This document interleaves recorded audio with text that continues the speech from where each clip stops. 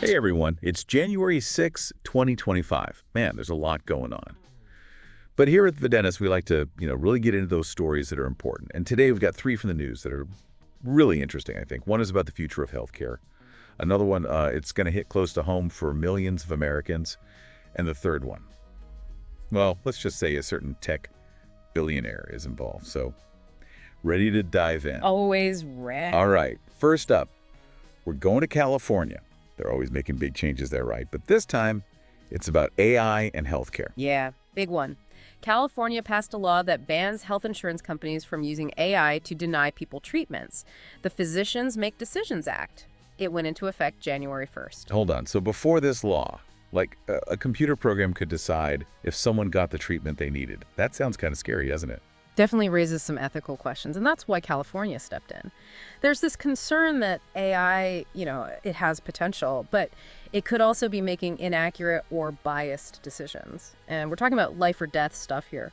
So this law makes insurance companies have a doctor review any denial of care. So a human still has the final say. Okay, that makes me feel better. But it also makes you think, where do we draw the line with AI and healthcare? I mean, this law is about denying treatment. But what about AI helping doctors in other ways? Should we be embracing that or cautious? What do you think? It's a tough one. We want to use technology to make healthcare better and more efficient, of course, but patients have to be protected too. What's interesting is that California might be setting a trend. Back in 2024, 45 other states were already looking into regulating AI in healthcare, so this could have a ripple effect. That's a good point. It'll be interesting to see what happens. Okay, let's move on to something that's going to be closer to home for a lot of listeners, Social Security. Oh, yeah. Always a hot topic. You said it. So here's the deal.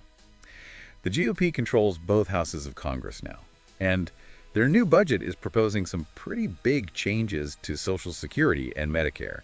And by big, I mean it could affect millions of people. Right. The plan, it comes from the Republican Study Committee. They represent most House Republicans, by the way. And there are a couple key things in it. First, they want to raise the retirement age. And not just a little bit. We're talking maybe even up to 69. Then they're looking to cut spending on a bunch of other programs, all to tackle the national debt, which is at $36.2 trillion right now. Whoa. Okay, this is going to be controversial. The Democrats are going to fight this. For sure. They're saying it's a betrayal of working families and that it targets the most vulnerable people. It's hard to argue with the fact that this could have a huge impact. We're talking 257 million Americans potentially affected. That's not just a number, it's people's lives, their retirement, their health care, their ability to just get by. It makes you think. What are the arguments for and against these changes? Is this really the only way to deal with the national debt? Are there other solutions? Well, the GOP is saying these cuts are necessary to control spending and avoid a financial crisis later on.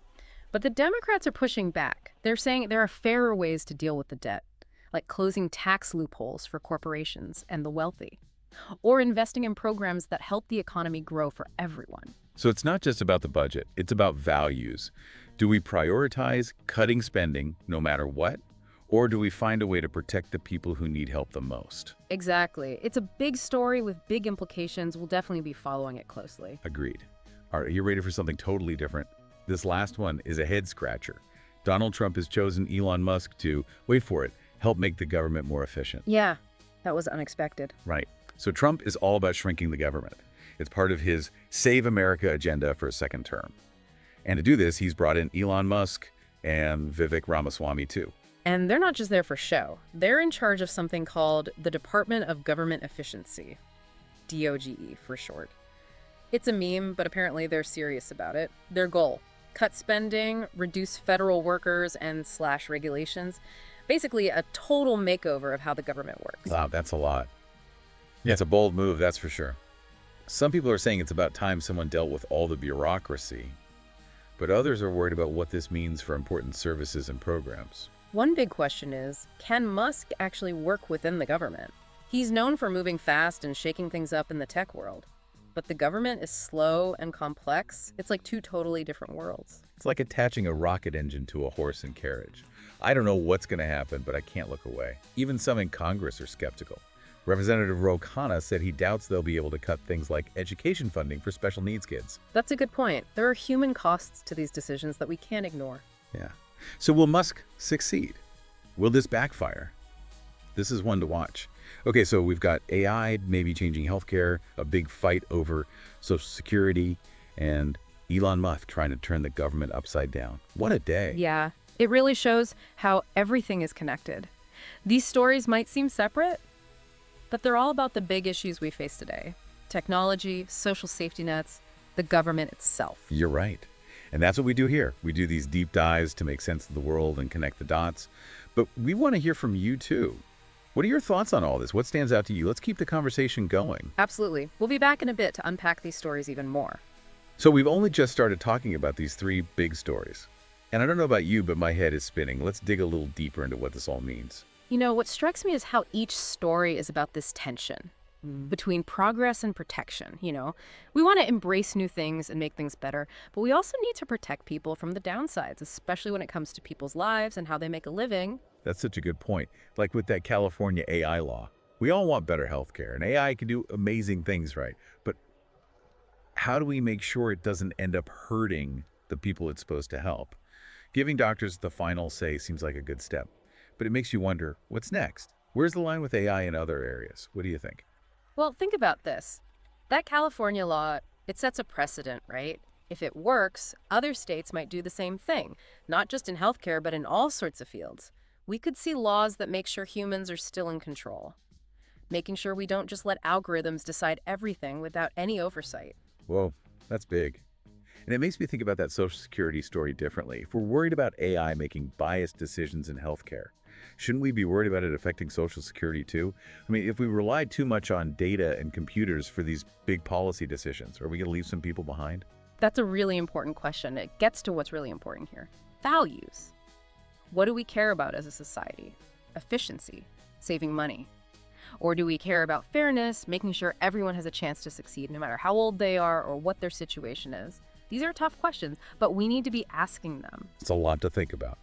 And then you add Elon Musk into the mix, and things get even crazier. The guy wants to live on Mars, and now he's taking on the government. What do you make of that? Classic Musk, right? He sees a problem and he just goes for it. Wants to change everything. Cars, space travel, and now the government. Yeah. But what's interesting to me is how different those worlds are. Government is slow, it takes its time, it doesn't like to take risks. Musk is all about speed, doing things fast, and taking big risks. Can those two things work together? It's like mixing oil and water. But, part of me is rooting for him. Maybe the government needs a little chaos to shake things up. Maybe they need to be more responsive to people. Or maybe I've just been watching too many superhero movies. Well, it's definitely going to be dramatic. Who knows what's going to happen? Will Musk make the government more efficient? Will he just create more problems? Will he even stick around long enough to make a difference? We'll have to see. It's a cliffhanger for sure. Okay, so what have we learned from all of this? What are the key takeaways for our listeners? I think these stories show us a few things. First, technology is changing faster and faster, and we need to be ready to deal with the ethical and social effects of that. Second, we need to talk about our values as a country. What kind of future do we want? And finally, we need to see that these issues are all connected. What happens in technology, politics, or the economy, it all affects each other. So basically, we live in a complicated world, and we need to be involved, informed, and ready to adapt to whatever happens next. No pressure, right? Well, that's what makes it interesting, right? And that's why we're here, to help you understand this stuff and make sense of it all. But we want to hear from you too. What do you think? What stands out to you? What questions do you have? Exactly. We're all in this together, trying to figure things out. So let's keep talking about it. All right, so we've covered a lot today. AI, Social Security, Elon Musk shaking things up. It's like we've gotten a glimpse of the future. But before we go, there's something I've been thinking about. What's that? It's this idea of, agency, With all this change happening around us, it's easy to feel like we're just along for the ride, like we don't have any control. But I don't want to believe that. I think we all have a part to play in making the future, even if it's just in our own little way. I totally agree. That's what I find so inspiring about these stories, actually. Yes, there are challenges and things are uncertain, but we have this huge opportunity to speak up and make our voices heard. Whether it's about ethical AI, a fair social security system, or holding our leaders accountable, we can all make a difference. It's like that saying, be the change you want to see, right? But it's more than just a nice phrase. It's about taking action.